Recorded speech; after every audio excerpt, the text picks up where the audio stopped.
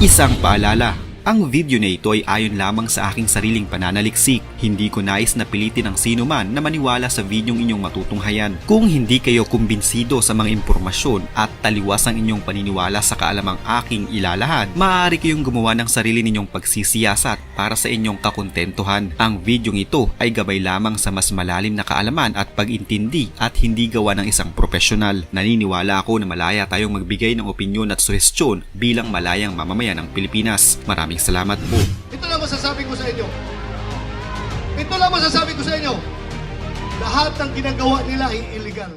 Handa si re-election ni Senador Ronald Bato de la Rosa na samahan si dating Pangulong Rodrigo Duterte na inaresto ng International Criminal Court dahil sa crimes against humanity. Sa phone patch interview ng Senate Media, inihayag ni De La Rosa na handa siyang samahan si dating Pangulong Rodrigo Duterte sa kulungan nito sa The Hague, Netherlands kung papayagan ng ICC. Tinawag ng senador na betrayal o pagtataksil ang pagpayag ni Pangulong Ferdinand Marcos Jr. na arestuhin si dating Pangulong Duterte. Ipinaalala pa ng senador ang naging pahayag ni Pangulong Marcos sa kanya noong nag-usap sila sa Malacanang na hindi makikipagtulungan ng gobyerno sa ICC ngunit iba raw ang nangyari. Subalit sa ngayon, nanganganib din na anumang oras ay arestuhin si Bato at dalhin sa The Netherlands kasama si dating Pangulong Rodrigo Duterte. Wala pa man, may galit ng pahayag sa Senador Bato de la Rosa kung sakaling ipaaresto umano siya ng International Criminal Court o ICC. Pagdating ng araw, nalalabas yung warrant of arrest ko. Uhulihin ako ng PNP. Ito lang masasabi ko sa inyo. Ito lang masasabi ko sa inyo.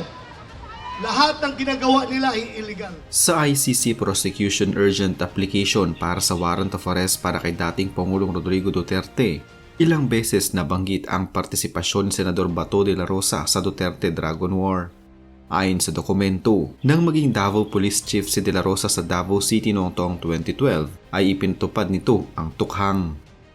Ang tukhang ay hango sa kampanya ng Philippine National Police kontra ilegal na droga kung saan kumakatok ang mga otoridad sa mga bahay para hikayatin ang mga hinihinalang sangkot sa ilegal na droga na sumuko. Ang ilang kinatok umanong pinaghihinalaang adik o pusher ay hinikayat na sumuko, inilagay sa drug watch list at kalaunay napay dahil sa nanlaban umano ang mga ito.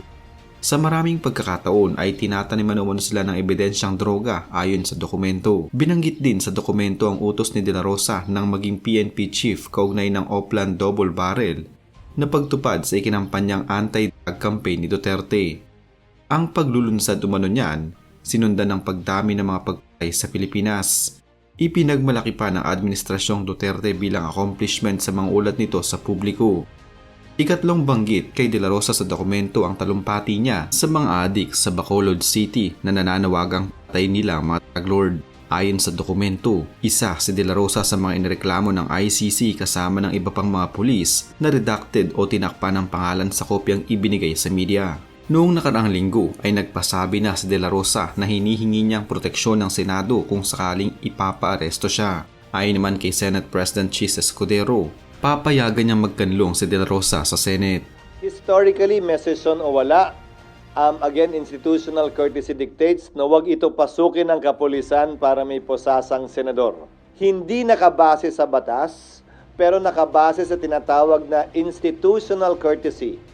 Hindi papayagan ng Senadong arestuhin ang sinumang miyembro niya sa loob ng Senado. Lalo na kung merong sesyon. Ang sinabi ko sa kanya, we will try to afford him every opportunity to avail of legal remedies that he is entitled to.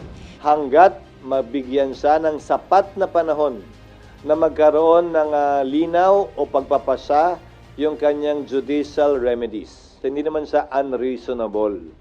Ulitin ko may mga sitwasyon na yung senador mismo isinuko yung kanyang sarili makalipas ang 1 araw, 3 araw, 5 araw, 1 linggo, 25. Ang retiradong Senior Police Officer 3 na si Arthur Las Cañas ay nagsiwalat din ng kanyang partisipasyon sa DDS o Davao Death Squad noon. Bukod kay Matubato, matapang din na humarap noon si Las Cañas sa publiko upang isiwalat ang kanyang mga nalalaman. Kinumpirma niya noon ang mga testimonya ni Matubato at sinabi din niya noon kung bakit malapit si dating Pangulong Duterte sa mga bigating Chinese drug lord sa bansa.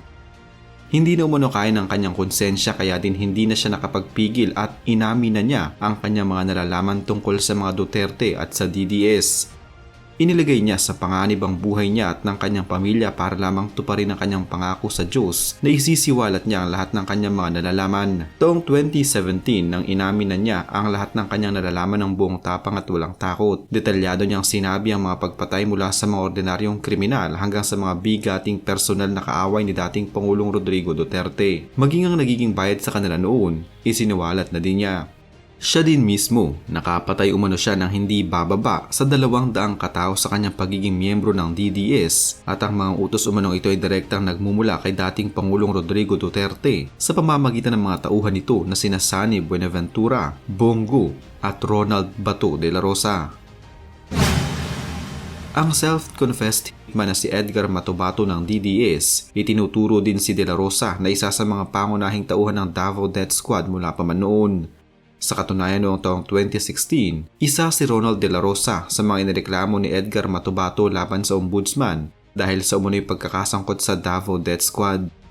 Sa pamamagitan ng abogado ni Matubato na si Attorney Jude Sabio, inihain ang mga reklamong murder, kidnapping, paglabag sa Republic Act No. 9745 o Anti-Torture Act at Republic Act No. 9851 Philippine Act on Crimes Against International Humanitarian Law, genocide and other crimes against humanity. Sa tuwing mababanggit ang pangalan dating Pangulong Rodrigo Duterte, bukod sa kanyang mga anak at kay Bongo na kasama nito, isa din sa palaging nababanggit ay ang pangalan ni Ronald Bato de la Rosa. May tuturing si de la Rosa na tapat na tagapaglingkod ng mga Duterte, partikular na ni dating Pangulong Rodrigo Duterte. Naging tapat siya sa kanyang tungkulin at sa bawat posisyon na kanyang hinahawakan. Subalit marami ang naniniwalang sunod-sunuran lamang siya sa mga ipinag-uutos sa kanya ng mga Duterte. Pero marami pa rin ang naniniwala na si de la Rosa ay isa sa mga natatanging opisyal ng gobyerno na may puso at may tunay na malasakit para sa bayan at para sa kanyang tungkulin. Kung matatanda noong taong 2016, sa isang hearing sa Senado kung saan isa-isang pinangalanan ang mga pulis na sangkot at tumatanggap ng payola mula sa droga. Noong mga panahon na iyon, nililinis ni Kerwin Espinosa ang pangalan ng kanyang ama na si Albuera Mayor Rolando Espinosa Sr. Gayon din ng ilang politiko, pulis at abogado. Pero naging detalyado naman ang kwento niya sa mga pulis na umano'y regular na tumatanggap ng pera sa kanya. At sa labis na pagkadismaya ni Bato de la Rosa ay hindi nito napigilan ang kanyang emosyon. Pinapasa Diyos po na yung sitwasyon namin sa PNP. Gusto ko na ma-reform yung PNP. Kasi masama ito yung organisasyon namin. Pero ako'y hirap na. But I will never surrender. Kaya ko ito. Hindi ko ito urungan. Lilinisin ko ang PNP. Maaaring lahat tayo ay may kani-kanyang itinatago at pinoprotektahan, pero para kay de la Rosa, wala siyang ibang inililihim at itinatago dahil alam niyang tama siya at maayos ang kanyang serbisyo sa taong bayan at sa kanyang mga ipinaglalaban.